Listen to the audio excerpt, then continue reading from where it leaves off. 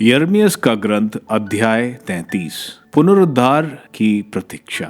यिर्मयाह रक्षा दल के प्रांगण में उस समय बंदी ही था जब उसे दूसरी बार प्रभु की वाणी सुनाई पड़ी। यह उस प्रभु की वाणी है जिसने पृथ्वी बनाई, उसका स्वरूप गढ़ा है और उसे स्थिर किया। उसका नाम प्रभु है। यदि तुम मुझे पुकारोगे तो मैं तुम्हें उत्तर दूंगा और तुम्हें वैसी महान तथा रहस्यमय बातें बताऊंगा जिसे तुम नहीं जानते। इस नगर के घरों और यूदा के राजाओं के महलों के विषय में, जिन्हें मोर्चाबंदी और तलवार का मुकाबला करने के लिए गिरा दिया गया था। प्रभु इज़राइल का ईश्वर यह कहता है, खलदेई युद्ध करने और उन लोगों की लाशों से इसे पाटने के लिए इसमें प्रवेश कर रहे हैं, जिन लोगों को मैं अपने क्रोध और प्रकोप में दंड दूंगा, क्योंकि इस नगर की दुष्टता के कारण मैंने इससे अपना मुंह फेर लिया है। लेकिन अब मैं इसे स्वस्थ और चंगा कर दूंगा। मैं लोगों को चंगा करूंगा और उन्हें प्रचुर शांति और सुरक्षा प्रदान करूंगा। मैं यूदा और इज़राइल का भाग्य पलट दूंगा और उन्हें पहले जैसा बना दूंगा। मैं उनके वे सभी अपराध धो डालूंगा जो उन्होंने मेरे प्रति पाप कर किए हैं, और मैं उनके वे सभी कुकर्म क्षमा कर दूंगा जो उनसे मेरे प्रति पाप और विरोध के कारण हुए हैं। तब यह नगर पृथ्वी के सब राष्ट्रों की दृष्टि में जो इस पर किए गए मेरे उपकारों के विषय में सुनेंगे, मेरी प्रसन्नता, सम्मान और गौरव का पात्र बन जाएंगे। मैं इसे जो आनंद और शांति दूंगा, उसके कारण वे भयभीत और आतंकित हो जाएंगे। प्रभु कहता है, इस स्थान पर जिसके विषय में तुम यह कहते हो, यह मनुष्य और पशु से रहित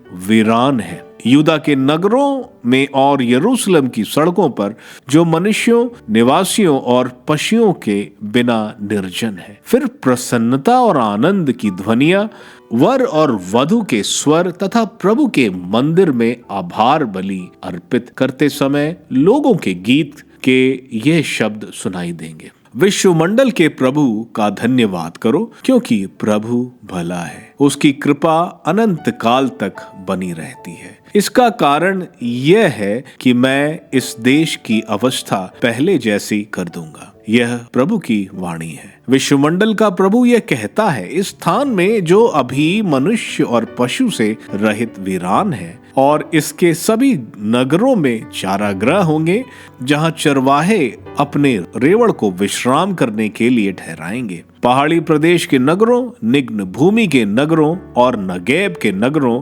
बेन्यामीन प्रदेश, यरूशलेम के आसपास और यूदा के नगरों में भेड़ें फिर अपनी गिनती करने वाले के सामने से गुजरेंगी। यह प्रभु की वाणी है।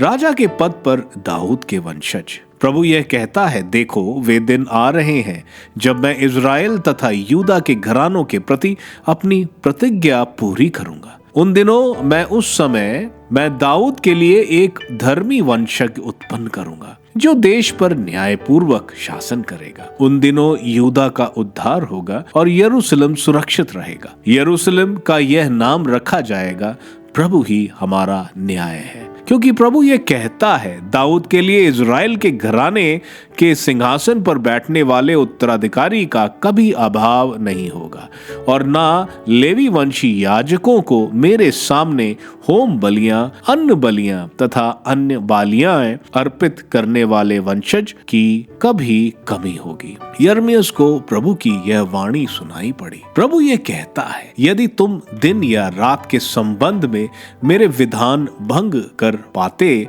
जिससे कि निश्चित समय पर दिन और रात नहीं हो, तो अपने सेवक दाऊद के साथ निर्धारित मेरे विधान भी भंग होगा, जिससे उसके सिंहासन पर राज करने वाला उसके कोई वंशज नहीं होगा, और लेवी वंशज याजकों के साथ जो मेरी सेवा करते हैं निर्धारित मेरे विधान भी भंग हो जाएगा। जैसे आकाश के तारों की गिनती नहीं की जा सकती है और समुद्र के रेत कणों की गणना संभव नहीं, वैसे ही मैं अपने सेवक दाऊद के वंशजों और लेवियों की जो मेरी सेवा करते हैं संख्या बढ़ा दूंगा। यिर्मयाह को प्रभु की यह वाणी सुनाई पड़ी। क्या तुमने ध्यान नहीं दिया कि ये लोग क्या कह रहे हैं? प्रभु ने उन 2 कुलों को जिन्हें उसने अपनाया था त्याग दिया है। इस प्रकार वे मेरी प्रजा को तुच्छ समझते हैं और वह उनकी दृष्टि में राष्ट्र नहीं रह गई है। प्रभु ये कहता है, यदि मैं दिन और रात के विषय में